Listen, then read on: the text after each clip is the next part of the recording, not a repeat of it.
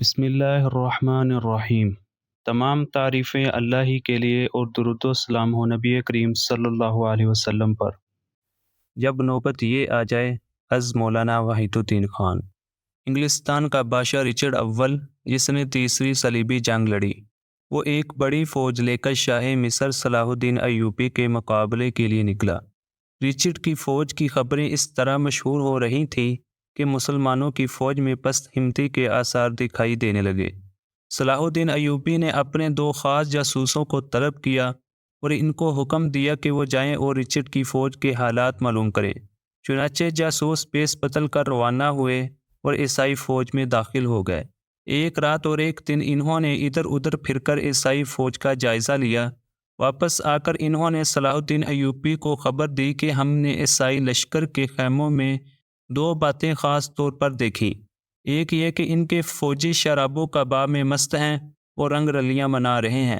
دوسری بات یہ کہ فوج کے ساتھ جو پادری آئے ہیں وہ مذہبی بحثوں میں مشغول ہیں۔ ہم نے ان کو اس مسئلہ پر بحث کرتے ہوئے پایا کہ حضرت عیسیٰ کا پیشاب اور پاخانہ پاک تھا یا ناپاک۔ صلاح الدین ایوبی نے یہ خبریں سننے کے بعد اپنے فوجی افسروں کو بلایا اور ان کے سامنے تقریر کرتے ہوئے کہا، خدا کی قسم، عیسائی فوج رسوا ہو کر رہے گی۔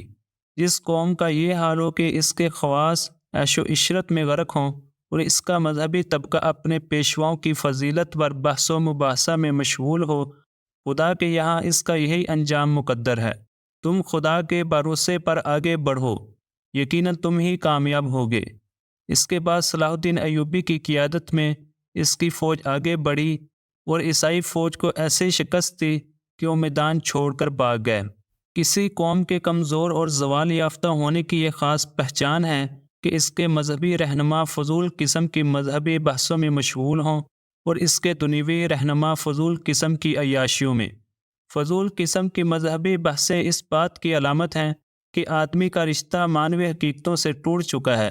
اس کے پاس مذہب کا خول باقی رہ گیا ہے، نہ کہ اس کی حقیقت۔ پھر جو لوگ الفاظ کی دنیا میں جی رہے ہوں، وہ حقیقت کی دنیا میں کوئی کارنامہ کس طرح دکھا سکتے ہیں؟ اسی طرح قوم کے بڑوں کا فضول عیاشیوں میں مشغول ہونا اس بات کی علامت ہے کہ زندگی ان کے نزدیک خوش باشی کا نام ہے، نہ کہ جد و جہد کا۔ وہ ذاتی خواہش میں جی رہے ہیں، نہ کہ زندگی کے وسیع تر تقاضوں میں۔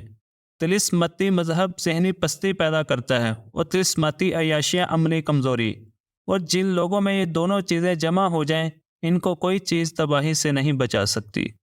اگر آپ کو یہ ویڈیو اچھی لگی ہے تو اس ویڈیو کو لائک اور کمنٹ کیجیے اور ہمارے چینل کو سبسکرائب کریں۔